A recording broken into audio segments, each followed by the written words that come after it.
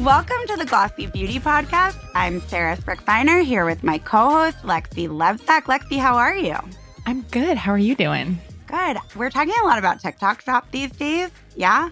Yes, we have been talking endlessly about TikTok. Any, have they gotten you on anything?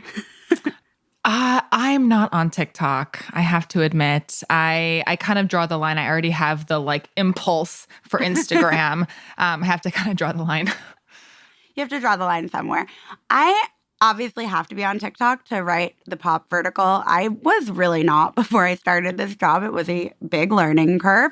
But here we are almost 4 years later. And one of the brands that is all over TikTok right now. In fact, Jill, our editor-in-chief, I was telling her about this episode today. And she said that after I told her that I was doing this episode, she also started seeing this brand all over her TikTok. So anyway, without further ado, the brand is Beauty of Joseon. It is a Korean beauty brand. They have a sunscreen. I feel like even if you're not on TikTok, do you know this sunscreen? Oh, yes. I've heard all about this sunscreen. I know that it's all over social media. I also know that they have a counterfeit problem, right? Because it's hard to get. So people are knocking it off, right? In fact, Sumin, the founder, said that was why they first went on TikTok and TikTok Shop themselves to sort of have that authority and be here we are, this is our real product, because it is such an issue for them. Oh, smart. It must be so challenging. I mean, only because it's if I'm a consumer in the US and we can't go to the store and buy some of these filters from Asia or from Europe, and you get the product, how do you know if it's real or not if you've never tried it? You have nothing to compare it to. Oh my God, absolutely. Which is such a thing about shopping online for beauty products in general. But yeah, the brand, first of all, I really thought it had been around for longer. Part of that is because basically Sumin and her team, they purchased the name. So I was right and I was wrong, I suppose. But I guess the brand in this iteration has only been around since 2019. And okay, I think most Americans, myself included, I want to hear about your journey with this. We're introduced to K-beauty around 2015-ish via what I always say is sheet masks and snail mucin. And it was this concept of quote, these foreign things that we had never seen. And they were positioned to us as somewhat exotic or whatever. And it was a huge, huge boom. People were collecting sheet masks. They were this big novelty item. And then it sort of quieted down. And, part of why I was so intrigued by Beauty of Joseon is I feel like this brand is a big part of a second wave of K-beauty that we are starting to see. But what about you? Have you had a journey with Korean beauty? I think the second wave is that's very interesting. And it is true. I remember when sheet masks and essences and the 12-step routine and when all of this came out, and it was all very exciting and a lot of people were talking about it. I actually went to Korea a few years ago for a story, and we also learned a lot about how valuable beauty is in North Korea, where the government actually makes skincare products and stuff, which is kind of funny. And then bartering for beauty is very big there as well. But this was years ago, so things could have changed. But yeah, I know a bit about the soft power strategies, and the government in South Korea supplements some of the brands because it's Korea is a small little island and it doesn't have a lot of exports, but their cultural power has proven to be just absolutely outstanding. I mean, you think of this tiny island nation and they're huge. They have such a worldwide cultural footprint. And a lot of it has to do with, of course, music and food, but also beauty. No, I mean, you can't deny the K-pop, K-beauty connection, obviously. Mm-hmm. I think as soon as you said 12-step skincare routine, which it was flashbacks. It was I literally at one point had a postcard in my bathroom that, some brand had given me that was the difference of how you use your essence before your toner. And, every publication on the planet came out with numerous stories explaining whenever there's a big trend like that, it opens up many story opportunities. But no, I mean, that's fascinating what you're saying. I remember, I actually worked in K-beauty for a very brief period, and we were always told the message that we were told, and I think also that we sort of like told consumers was that Korean beauty technology and labs were 10 to 15 years ahead of the US. Like, I don't know like where that number comes from, but like you were saying, for a tiny island, what a powerful, maybe this isn't the right word, but like currency to have culturally. Oh, yeah. Huge social currency, huge cultural currency. I mean, like just so big for Korea. Also, what a huge category driver. I feel like there's so many things that we use now.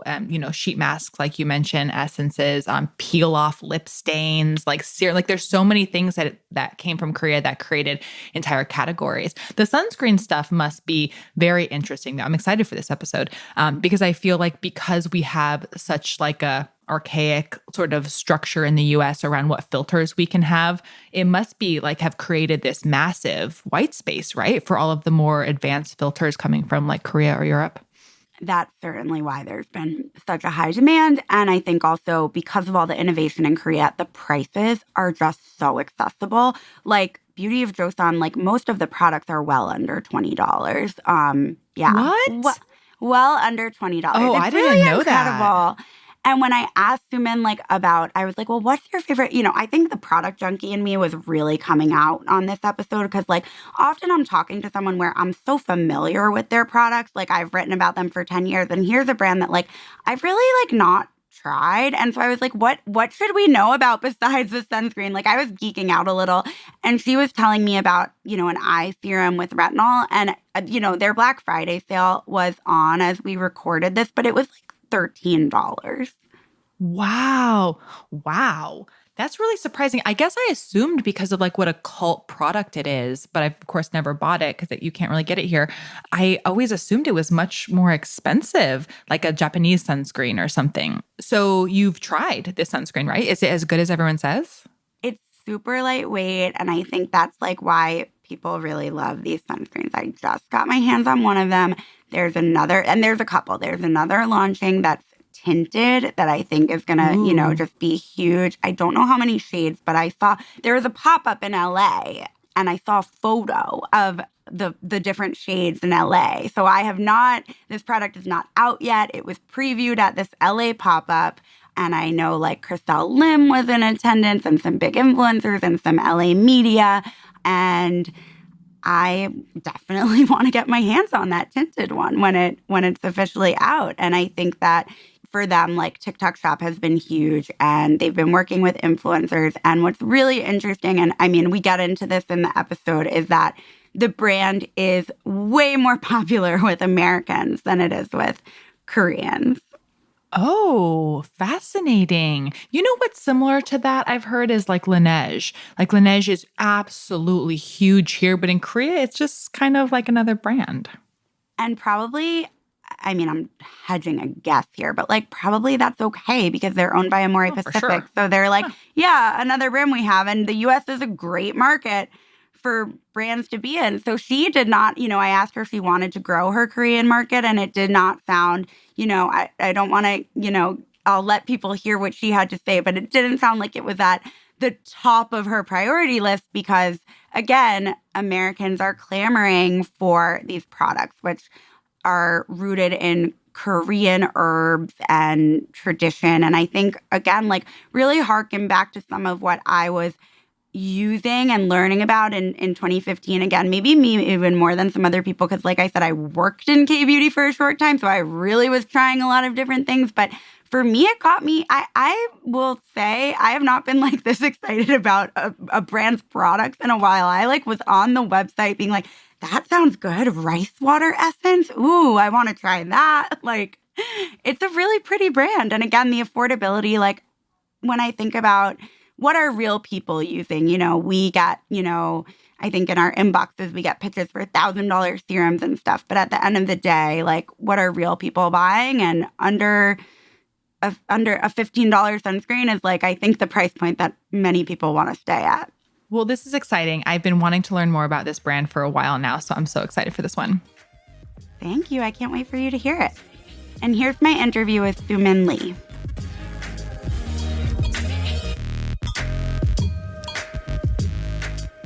Hi, Sumin. Welcome to the Glossy Beauty Podcast. I am so excited to have you here today. I have wanted to talk to you and to learn more about your brand for a long time. So thank you for being here. Thank you so much for having me, Sarah. This is my first time doing podcasts, so I'm a little bit nervous. My English is not perfect, so I'm also worried, but I'll try my best. You're going to be great. So your brand, Beauty of Joseon, is one that I think beauty diehards especially really know and love. It's huge on TikTok Shop. People really know it for the famous sunscreen. But before we dive into all of that, when did you start the brand, and what should our listeners know about sort of the founding story of the company? Okay, so we started our brand on 2019. And when we first launched our brand, it was kind of bringing the Hanbang concept to skincare. Hanbang is Korean herbal medicine, and I really wish to share the centuries-old beauty tradition handed down from the Joseon dynasty. Yeah, I wanted to deliver the benefits of Hanbang ingredients such as ginseng, rice, honey, all of these ingredients which are so beneficial to our skin. It's still like Hanbang ingredients. It's not just a concept, but it's still alive in our daily lives, such as like 청심환. We eat 청심환 when we get nervous, and we wash our face with rice water when you feel our skin is dry or irritated. So, this kind of still alive ingredient. I wanted to make skincare with this kind of ingredients. And at the moment, Hanbang was considered as kind of old-fashioned thing, especially for the older women. There was Seolhwasu and there was Tohu, that kind of Hanbang skincare brands. They are so like new and for newer generation these days, but at the moment they were their main target was like older people. So I was trying to make it as a new, fresh, modern way. So that was the first start of Beauty of Joseon. So the brand is only 5 years old, and Yeah. which is crazy because, I've been thinking a lot about the trajectory of K-beauty. K-beauty really had this big moment in the United States when, and I'm sure obviously know all of this, but when, sheet masks became really popular here, and, like products like COSRX, snail mucin in like 2015. Beauty of Joseon wasn't even around, then for that first wave of K-beauty. And then, the trend cycle, it moves so quickly. And now we sort of see K-beauty having like a second wave that I think that Beauty of Joseon is such a big part of. How do you feel like that happened? Was there a moment or an influencer or a celebrity that talked about the brand or a marketing campaign? Like what helped the brand break through, because you are growing so quickly now, which we'll talk about? Yeah, so there obviously are so many reasons that there's another second K beauty wave, but I would say it's all about TikTok. Like several years ago, TikTok was like suddenly showed up. And at the moment, I think we were like really, really lucky to have TikTok at the moment, because at the moment we launched our sunscreen, there was kind of Korean sunscreen controversy at the moment. There was kind of like people cannot trust sunscreens in the market, including Korean sunscreen, US sunscreen, but the target was Korean sunscreen at the moment. So we wanted to make our sunscreen like trustworthy with the right SPF level. After we launched the sunscreen, we were so lucky to have TikTok at the moment.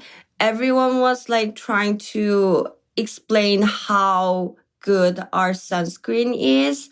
So I would say at the moment, the huge virality of our sunscreen was 100% organic. So yeah, there was a point we get so much popularity. And after then, so many K-beauty brands recognize that TikTok is the key. So they were like spent a lot of money on TikTok, the collaboration and so many, sponsored campaigns.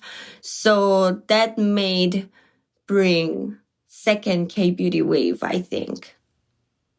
Interesting. So you would attribute the second wave of K-beauty. And that's such an interesting point because it's probably even a generation of younger consumers who maybe weren't shopping for K-beauty, the first time. How old are most Beauty of Joseon customers? Do you know? Yeah, most of them are in their 20s. The second top consumer age is 30 to 40. So yeah, most of them are on their 20s. So probably a lot of Gen Z customers who might have been, too young even to know about the brand in, 10 years ago when, that first wave of K-beauty was happening, right? Mm-hmm. Yeah, Yeah. that's so interesting. Why do you think the sunscreen, obviously there's a lot of talk about the laws in the US and the way that our sunscreen regulations have not been updated that make it so that sunscreens from other countries, whether it's France or Korea or Australia, are better. But why do you think that the Beauty of Joseon sunscreen in particular became so popular? What makes that product so special? When I'm talking about the product itself, it has very lightweight texture, obviously. So yeah, as you mentioned, there are so many like lightweight sunscreen in the market especially from Japan. But I think Korean labs are another level. The texture is lightweight, but it's more like moisturizer. Other sunscreens in the market, they have like specific texture, specific formula, but there haven't been any like sunscreen with moisturizer texture, like lightweight cream texture that blends into skin just like a moisturizer without leaving like greasiness. So that makes Korean sunscreen outstanding in the market. That's so simple and like basic answer, but I think it's just true. No, it's not simple. I think that you're saying the texture is really what sets it apart. Are people discovering, because looking at your website, it is not just sunscreen. Do you know offhand how many products the brand has now? So we have like around 20 to 25 products, I remember. But I think it's not really that much of products, especially for our brand, as our brand, the sales is growing up. And among this kind of sales scale, 20 to 25 products are not really that much. So we have like small SKUs. Are people starting to discover the products beyond the sunscreen now? Yeah, actually, we first got the small like popularity, like starting our 4 serums at first. So we have very solid and strong customers for our skincare product as well. What are the most popular products beyond the sunscreens that people in the US should know about who maybe are not on TikTok as much as, some of your customers? We have Revive Eye Serum that is made mainly with ginseng and retinol. It was made for eye area, but you can use it on your whole face. And this one is like top selling product among skincare products. So, and it's like best selling product on Amazon. And yeah, everyone is like, they're saying this product is like their holy grail. And that one is my holy grail as well. That really works on my skin. So yeah, that one is the top selling product. The eye serum with retinol. Yes. The brand, is on TikTok Shop. It's on Amazon. Are you planning to expand to more US retailers now? I think we're gonna like slow down for Amazon starting from second quarter of next year. I think we're gonna work with with one major retailer in the US starting from the August. So yeah, there will be some of changes about our distribution strategy. Okay. Can you tell us more about the retailer or not yet? I don't think it's confidential because they didn't say anything. So I would say, actually it's Sephora, and we're kind of doing contract process. So yeah. Amazing. That's huge. So at like next summer timing? Yes, August. That's amazing. So that's going to be obviously huge for exposure to, a new customer here in the US. In terms of TikTok, you said it was organic, but have you also worked with influencers in a more formal way, anything like that on TikTok as you guys have grown?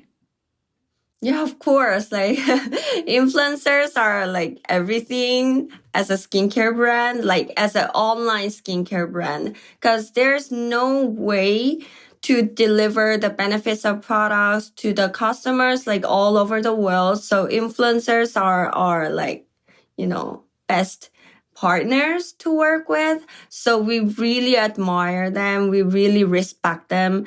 And we really tried our best to make very solid and trusty relationship with them from our very first starting point. So after we got some sort of, popularity, virality on TikTok, we actually started to work with TikTokers for our, main products. But we're kind of focused more on branding side these days because TikTok is now so crowded and there's so many like information like that is delivered the wrong things and so many unprofessional things there these days. This is my personal thoughts. So we want to build very strong, trustworthy, and that kind of relationship with the customers. So we are trying more focusing on branding side and more with editor media coverage and this kind of podcast that we can deliver our, the real story, and also some of dermatologists. So we are more focusing on that side these days. Amazing. Yeah, I mean, I know you had some big influencers in attendance. You recently, I have the date here on November 7th. You guys did your first pop-up in LA called Rice Wonderland, and Chriselle Lim was there. She's been on this podcast, and Steph Shep, and some big names were there. So I knew that, and of course, every brand works with influencers now. Has that been very different working with, maybe American influencers versus Korean influencers? Oh, you mean that if there's any difference between them? I guess so. I mean, what are this is a pivot, but I was wondering as we were talking, is the brand still bigger in Korea or is it bigger in America now? What are the biggest markets for the brand? So our biggest market is US and Wow. Korea is, I mean, we're not really popular in Korea. I have to admit that. Yeah. So Beauty of Joseon, it's called Joseon Minyo in Korea. This means that beautiful woman in Joseon. Exactly. So people think the name is so tacky. I have to admit that. So when they first our brand name, they were like, Joseon Minya, what? This is the fact. So that is the point that we have to, overcome, and we have to focus more on product benefits and about our, story in the US and other like global market. So people in Korea also think our brand is cool and our products are good. So we're working on that. And I think kind of these days, people in Korea also accept that, okay, Beauty of Joseon is, killing it in the global market. So they're like kind of, okay, I will accept your name and let me try to think if I should try any of your products. So yeah, we're on that stage in Korea. So we're bigger in the US. I have a couple of questions about this because this is not the first time I've heard this. This has been well, this has been not about you, about Korean brands in general. Like back in 2015, and of course now I can't think of an example, but I used to hear this all the time about, ex-Korean brand, people love it in America, nobody cares about it in Korea. They're laughing that Americans love this brand. They're laughing that Americans use it. One question I have, do you think, especially knowing how fast the Korean beauty market moves, I remember being told as a beauty editor in 2015 that Korea is 15 years ahead of us in the United States. Do you think that Koreans care if something is popular here? Or they're just like, oh, yeah, they're 15 years behind us anyway. Who cares what they're using? Does that make sense, that question? I don't think they think like that. Like US market is behind 15 years. They never think like that because there are so many, like me as a normal Korean customer living in Seoul, I got so much inspired by, especially the US celebrities like Hailey Bieber, Kylie Jenner, Kendall Jenner. Yeah, we get so much inspiration from them. So that is not really true. But in beauty era, especially, customers doesn't really care about what kind of beauty trend they have in the US or Europe. Like they basically think Korean Korean beauty is the best. For example, like if there's so many like famous US brands like Fenty Beauty and Drunk Elephant, those are so famous in the US, but they came to Korea with Sephora and then they, left the market. I mean, people doesn't really care what kind of brand Sephora is bringing to Korea, but except the Rhode or Glossier when they think the brand is cool. Or cute. Yeah, cute, cool. So they care about that because Korean consumers are so sensitive about their fashion, like their style. So they care about that, but not as a, benefit of the product. Wow, that is so interesting. So, okay, when did you start selling on TikTok Shop? TikTok Shop was, I don't know, it was less than 6 months, like 3-4 months. Anything crazy you can tell us about the performance there? Because I know it's been really big. I feel like I see posts about it all the time, about the brand. I think I have to tell this story. We started our TikTok shop just to protect our brand from other unauthorized resellers. So consumer in the US can make sure they are purchasing the right product that is not fake. So yeah, we didn't really care much about the sales So all of these like people talking about our sunscreen and selling our sunscreen on TikTok shop are most of them are resellers. So we cannot assume the volume of sales actually. Yeah, the purpose of running our own TikTok shop is quite different. So yeah, I would say we're more focusing on protecting our Yeah. brand from other resellers. That was actually something I wanted to ask you about. I've also seen a lot of posts of like, how to discern a real Beauty of Joseon sunscreen from a fake one.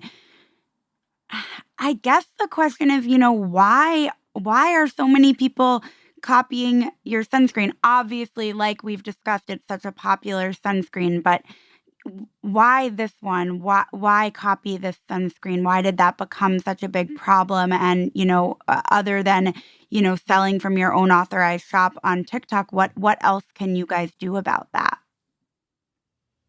I think the reason why our sunscreen has fake products in the market, like it's not only about us, like there's Anua toner and what else? Cosrx Snail Mucin Essence. There are so many fake products.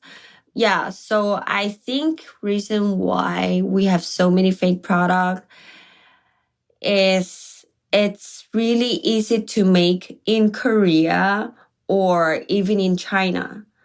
They have like perfect manufacturing system that they can just copy things in one night. So the best system of manufacturer actually helps some bad people, I would say, to make those kind of fake products. So I would say it's because so easy in Korea and in China. And we're like really trying hard. We have our own team to protect our trademark and protect our products from fake products. So the team is, doing a lot of things they can solve this problem in legal way. And we also joined our transparency program on Amazon. They give us kind of transparency approve code, I would say barcode. So we can put them on our product packaging and people can recognize this product is real. So yeah, we're like kind of figuring out every way that we can do to protect our products and brand. So yeah. I'm sure that is so frustrating for you, but now also, you're showing up, in the US in a bigger way with retail partnership to come. You did the pop-up. Right. Why was, November the best time to do your first US pop-up? I think I saw there you were also launching a tinted sunscreen, which I am excited to try out. So you're also expanding the sunscreen collection. Tell me more about, sort of that marketing initiative and why that timing made sense for doing that in LA then. Okay, so we've been thinking a lot about pop-up store in the US. We've talked a lot when we should start and the when is the right timing and what we should bring to the market, that kind of stuff. And I think November was perfect timing. Like you mentioned, we had tinted sunscreen, which the product should be tested in store to find their shade match, right? So I thought that was the right timing for the tinted sunscreen as well. And November, the weather is beautiful in LA. So that was the one consideration point. Also, after our sunscreen, we got some, full lineup for our rice line. So I really wanted to deliver the benefit of rice and all this beautiful story and all the, beautiful visual asset of rice. We had like rabbit on the packaging. We have so many like beautiful things regarding rice ingredient. So I thought that was the best opportunity to show our rice line in very beautiful way so people can enjoy as a party. People can feel they're in rice wonderland. So yeah, there was a point we decided to go to LA on November. Is that new sunscreen, is that out yet? Yeah, we're preparing some more things before launching. So it's gonna be around like the end of this month, I think. Okay. Is that the first new launch the brand has had for a little bit? Like 3-4 months, I think, Oh, after okay. our rice duo, including like rice mask, wash off mask, and rice toner. So the rice mask and the rice toner are also new, Yeah. or them being sold Like to? several months ago. Okay, amazing. Yeah, no, I mean, like you said, it's not a huge line, but I think that it's maybe a lot more products than people realize, and with such fun, ingredients. Mm-hmm. Looking at the website, like plum cleanser and like you said, the traditional herbal ingredients. If there were products that you feel like the US consumer that you wish they knew about, what would they be? Just because so many people focus on the sunscreen. Would it be the eye cream, or is there something else you wish people knew about? Revive Eye Serum is the best thing I can recommend to like literally to everyone. So yeah, there is my top suggestion. And other products, we have so many good products. I mean, like all of them are great. I can assure that because we put a lot of effort when creating the products, and we make specific product when we think we can make the best thing in the market. So I can, I'm so confident of all products from our whole line. But if I should pick another product, I would say rice wash off mask and rice toner, which were our latest innovations. Rice mask is literally containing the rice grain. How can I say that? Ground rice, I would say. More like granule powder thing. And also 5% of honey. So these two ingredients blends like perfectly, and it works amazing for acne skin and dry skin, sensitive skin. It's for like special treatment.